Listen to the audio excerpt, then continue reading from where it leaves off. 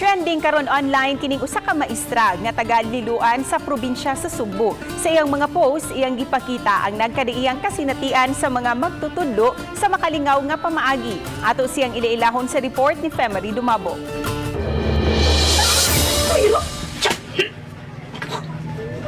Kan kinagagero. Dili ni siya sa SAP, ma'am. Dili. Ha? Kuha ni ma'am ay ka na. Module, ma'am ba? Para iyang paansiran. Usa lang kini sa mga makalingaw ug sagad tinuod nga panghitabo nga video ni Ma'am Danica Gukong. Agosto nagsugod og upload si Danica og mga video sa mga kasinatian sa mga magtutudlo gikan sa paghatod sa mga modules, pagkarakitera sa mga teacher ug sa paagi sa pagkuha sa atensyon sa mga tinunan.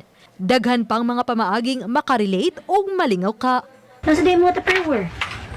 Bagpaw na din eh. Kuha isa teacher. Ha? Sakit yung buko-buko? Ay na, di mag-all time sa...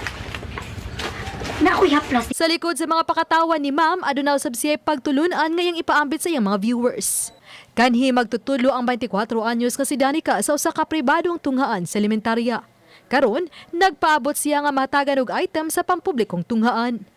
Ikapito siya sa napo ka magsuon sa iyang paningkamot ug tabang usab sa gidikanan nakahuman siya sa kolehiyo ug karon na ning kamot aron matabangan ang pamilya. Po ni kabuk man nagigtuon, ako ra ang naka-college. And then ako ra ako pa naka-college. Then ako ra sad naghinahinay og tabang. Usa sa paagi niya ang pagdawat og mga hosting gigs o mga magpa-tutor. Sa wala pang pandemya, aduna usab siya gihatag nga free tutorials sa mga silingang bata.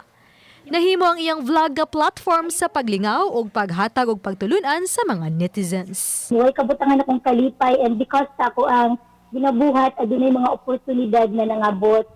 Okay? So daghan na ang musalig sa kuha and mas careful lang pud ko karon because mura ba ilahan akong gihimo og inspirasyon. So Oba ni Cleofer Lumayag, ako si Femery Dumabo. Balitang Bisdak.